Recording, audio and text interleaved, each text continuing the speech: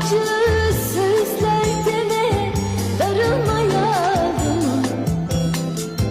Sonra pişman oluruz bak, ayrılmayalım. Dil